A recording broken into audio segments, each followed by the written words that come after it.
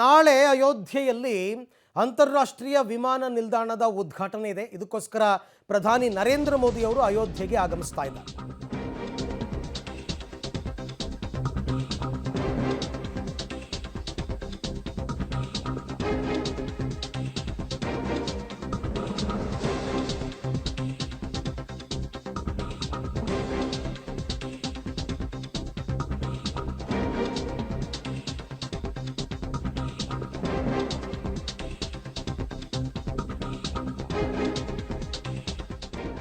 ನಾಳೆ ಅಯೋಧ್ಯೆಯಲ್ಲಿ ವಿಮಾನ ನಿಲ್ದಾಣದ ಉದ್ಘಾಟನೆ ಕಾರ್ಯಕ್ರಮ ಇದೆ. ಹೀಗಾಗಿ ದೇವನಗರಿಗೆ ಆಗಮಿಸಲಿದ್ದಾರೆ ಪ್ರಧಾನಿ ನರೇಂದ್ರ ಮೋದಿ ಅವರು.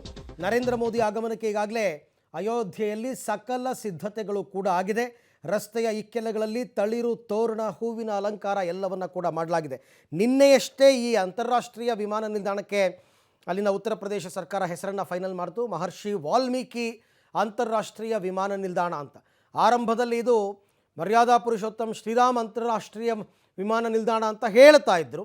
ಬಟ್ ನಿನ್ನೆ ಆ ಹೆಸರನ್ನು ಉತ್ತರ ಪ್ರದೇಶ ಸರ್ಕಾರ ಫೈನಲ್ ಮಾಡ್ತು. ನಾಳೆ ಇನಾಗ್ರೇಷನ್ ಕೂಡ ನಡೀತಾ ಇದೆ.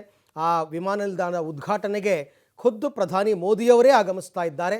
ಆರಂಭದಲ್ಲಿ ಕೇವಲ ದೆಹಲಿಯಿಂದ ಮಾತ್ರ ಅಯೋಧ್ಯೆಗೆ ವಿಮಾನ ಅಂತ ಹೇಳ್ತಾ ಇದ್ದಾರೆ. ಬಟ್ ಇದೇ ಜನವರಿ 22ನೇ ತಾರೀಕು ಇನಾಗ್ರೇಷನ್ ಇರೋದ್ರಿಂದ ಪ್ರಮುಖ ನಗರಗಳಿಂದ ಅಯೋಧ್ಯೆಗೆ ಫ್ಲೈಟ್ಗಳನ್ನು ಈಗಲೇ ಬಿಡ್ತಾರಾ ಅಥವಾ ಈ ಇನಾಗ್ರೇಷನ್ಸ್ ಎಲ್ಲ ಮುಗಿದ ನಂತರ ಬಿಡ್ತಾರಾ ಹಂತ ಹಂತವಾಗಿ ಅಂತಕ್ಕಂಥದ್ದನ್ನು ಇನ್ನಷ್ಟೇ ಕನ್ಫರ್ಮ್ ಮಾಡಬೇಕಾಗಿದೆ. ಸದ್ಯಕ್ಕೆ ದೆಹಲಿ ಟು ಅಯೋಧ್ಯ ವಿಮಾನವನ್ನು ಒಂದು ರೀತಿ ಪ್ರಾರಂಭಿಕ ಸೇವೆಯಾಗಿ ಇವಾಗ ಕೊಡಲಾಗುತ್ತೆ ಅಂತಕ್ಕಂಥ ಮಾಹಿತಿ ಇದೆ. ವಿಮಾನ ನಿಲ್ದಾಣಕ್ಕೆ ಹೆಸರು ಕೂಡ ಫೈನಲ್ ಆಗಿದೆ. ಜನವರಿ 22ಕ್ಕೆ ರಾಮ ಮಂದಿರ ಅಧಿಕೃತವಾಗಿ ವಿದ್ಯುಕ್ತ ಉದ್ಘಾಟನೆಯನ್ನು ಕಾಣಲಿದೆ, ಲೋಕಾರ್ಪಣೆಯಾಗಲಿದೆ. ಇದಕ್ಕೋಸ್ಕರ ದೇಶದ ಮೂಲೆ ಮೂಲೆಯಿಂದ ಸಾವಿರ ಸಂಖ್ಯೆಯಲ್ಲಿ ಭಕ್ತಾದಿಗಳೆಲ್ಲರೂ ಕೂಡ ಅಯೋಧ್ಯೆಗೆ ಆಗಮಿಸ್ತಾ ಇದ್ದಾರೆ. ಈಗಾಗಲೇ ಬಂದು ನೋಡ್ಕೊಂಡು ಹೋಗ್ತಾ ಇದ್ದಾರೆ. ಕೆಲವರೆಲ್ಲ 22ರ ಟೈಮಿಗೆ ಬರ್ತೀವಿ ಅಂತಂದ್ಬಿಟ್ಟು.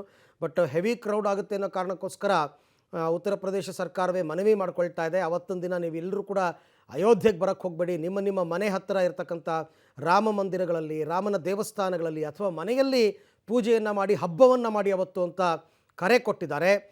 ಸೊ ಇವೆಲ್ಲವೂ ಕೂಡ ರಾಮ ಮಂದಿರ ಉದ್ಘಾಟನೆಗೆ ಸಂಬಂಧಪಟ್ಟಂತಹ ವಿಚಾರ. ಅದರಲ್ಲಿ ಪ್ರಮುಖ ಭಾಗವಾಗಿ ಅಂತಾರಾಷ್ಟ್ರೀಯ ವಿಮಾನ ನಿಲ್ದಾಣ ನಾಳೆ ಲೋಕಾರ್ಪಣೆ ಆಗ್ತಾ ಇದೆ. ಅದಕ್ಕೆ ಕೂಡ ಉದ್ಘಾಟನೆ ಮಾಡೋದಕ್ಕಿಂತ ಖುದ್ದು ಪ್ರಧಾನಿ ನರೇಂದ್ರ ಮೋದಿಯವರೇ ಆಗಮಿಸ್ತಾ ಇದ್ದಾರೆ. ಆ ಅಂತಾರಾಷ್ಟ್ರೀಯ ವಿಮಾನ ನಿಲ್ದಾಣಕ್ಕೆ ಮಹರ್ಷಿ ವಾಲ್ಮೀಕಿ ಅಂತಾರಾಷ್ಟ್ರೀಯ ವಿಮಾನ ನಿಲ್ದಾಣ ಅಂತಕ್ಕಂಥ ಹೆಸರು ಬಹಳ ಸೂಕ್ತವಾದದ್ದು ಕೂಡ. ಯಾಕೆಂದರೆ ರಾಮಾಯಣದ ಕರ್ತೃಗಳು, ಹಾಗಾಗಿ ವಾಲ್ಮೀಕಿ ಹೆಸರನ್ನು ಅಲ್ಲಿಗೆ ಇಡಬೇಕು ಅಂತಕ್ಕಂಥ ನಿರ್ಧಾರಕ್ಕೆ ಉತ್ತರ ಪ್ರದೇಶ ಸರ್ಕಾರ ಬಂದಿದೆ. ಕೇಂದ್ರ ಸರ್ಕಾರ ಕೂಡ ಅದಕ್ಕೆ ಅನುಮೋದನೆಯನ್ನು ಕೊಡುತ್ತೆ. ಸೊ ಹಾಗಾಗಿ ಈಗ ನಾಳೆಯೇ ಆ ಅಂತಾರಾಷ್ಟ್ರೀಯ ವಿಮಾನ ನಿಲ್ದಾಣ ಉದ್ಘಾಟನೆ ಕಾಣಿಸ್ತಾ ಇದೆ. ನಾಳೆನೇ ಪ್ರಾರಂಭಿಕ ಸೇವೆಗಳು ಕೂಡ ಆರಂಭ ಆಗಬಹುದು. ದೆಹಲಿ ಟು ಅಯೋಧ್ಯೆ, ಅಯೋಧ್ಯೆ ಟು ದೆಹಲಿ, ಆಮೇಲೆ ದೇಶದ ಪ್ರಮುಖ ನಗರಗಳಿಂದ ಅಯೋಧ್ಯೆಗೆ ವಿಮಾನಗಳನ್ನು ಬಿಡಲೇಬೇಕಾಗುತ್ತೆ, ಬಿಡ್ತಾರೆ. ಉದಾಹರಣೆಗೆ ದಕ್ಷಿಣ ಭಾರತದಲ್ಲಿ ತೊಗೊಂಡ್ರೆ ಹೈದರಾಬಾದ್ನಿಂದ, ಚೆನ್ನೈನಿಂದ, ಬೆಂಗಳೂರಿನಿಂದ, ಕೊಚ್ಚಿಯಿಂದೆಲ್ಲ ವಿಮಾನಗಳು ಅಯೋಧ್ಯೆಗೆ ಹೋಗಬಹುದು, ಬಿಡಬಹುದು. ಅದನ್ನು ನೋಡಿಕೊಂಡು ಮುಂದಕ್ಕೆ ಯಾವ ರೀತಿ ಏನೋ ಎತ್ತ ಅಂತ ಅವರು ಮುಂದಕ್ಕೆ ತೀರ್ಮಾನ ಮಾಡ್ತಾರೆ.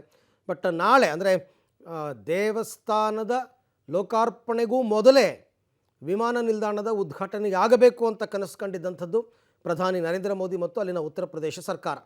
ಅದಕ್ಕೆ ಪೂರಕವಾಗಿ ಬಹಳ ವೇಗವಾಗಿ ಕೆಲಸವನ್ನು ಮಾಡಿ ಏರ್ಪೋರ್ಟನ್ನು ರೆಡಿ ಮಾಡಿದ್ದಾರೆ. ಅದೊಂದು ಅಂತಲೇ ಅಲ್ಲ, ನಿಮಗೆ ಇಡೀ ಅಯೋಧ್ಯೆನೇ ಜಗಮಗ ಅಂತ ಇದೆ.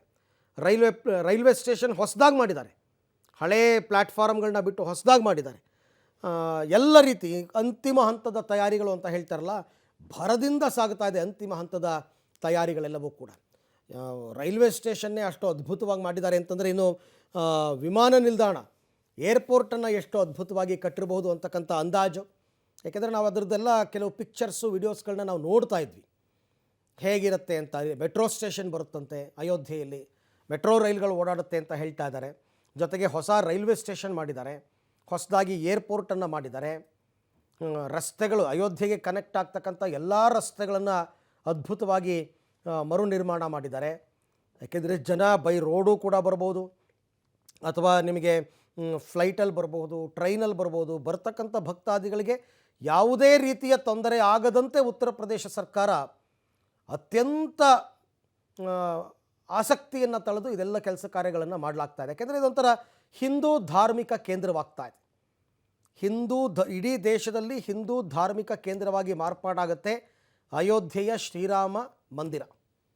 ಅದಕ್ಕೆ ಅಷ್ಟೊಂದು ಇಂಪಾರ್ಟೆನ್ಸ್ ಕೊಟ್ಟು ಅಷ್ಟೊಂದು ತ್ವರಿತಗತಿಯಲ್ಲಿ ಈ ಎಲ್ಲ ಕೆಲಸ ಕಾರ್ಯಗಳನ್ನು ಮಾಡಲಾಗ್ತಾ ಇರ್ತಕ್ಕಂಥದ್ದನ್ನು ನಾವು ನೋಡ್ತಾ ಇದ್ದೀವಿ. ಅದಕ್ಕೆ ಬೇಕಾದ ಪೂರಕವಾದ ಎಲ್ಲ ತಯಾರಿಗಳು ಕೂಡ ನಡೀತಾ ಇದೆ. ಈ ಬಗ್ಗೆ ಮತ್ತಷ್ಟು ಮಾಹಿತಿ ನನ್ನ ಕೊಲೀಗ್ ಶಬೀರ್ ಅಯೋಧ್ಯೆಯಿಂದ ನನ್ನ ಜೊತೆ ಜಾಯ್ನ್ ಆಗ್ತಾ ಇದ್ದಾರೆ. ಎಸ್ ಶಬೀರ್, ಈಗ ನಾಳೆ ವಿದ್ಯುಕ್ತವಾಗಿ ಏರ್ಪೋರ್ಟ್ ಉದ್ಘಾಟನೆ ಆಗುತ್ತೆ. ಈಗ ವಿಮಾನ ಸೇವೆಗಳ ಬಗ್ಗೆ ಅಲ್ಲಿನ ಸರ್ಕಾರ ಯಾವ ರೀತಿ ಪ್ಲ್ಯಾನ್ ಮಾಡಿಕೊಂಡಿದೆ, ನಾಳಿನ ಕಾರ್ಯಕ್ರಮಗಳು ಹೇಗೆ ಏನು ಅಂತ? ಅರವಿಂದ್, ನಾಳೆ ಮಧ್ಯಾಹ್ನ 12 ಗಂಟೆ ಅಷ್ಟೊತ್ತಿಗೆ ಪ್ರಧಾನಮಂತ್ರಿ ನರೇಂದ್ರ ಮೋದಿ ಅವರು ಅಯೋಧ್ಯೆಗೆ ಆಗಮಿಸ್ತಾರೆ. ಅವರು ಆಗಮಿಸಿದ ಬಳಿಕ ನೇರವಾಗಿ ವಿಮಾನ ನಿಲ್ದಾಣಕ್ಕೆ ಹೋಗಿ ಅಲ್ಲಿ ವಿಮಾನ ನಿಲ್ದಾಣದ ಉದ್ಘಾಟನೆ ಮಾಡ್ತಾರೆ.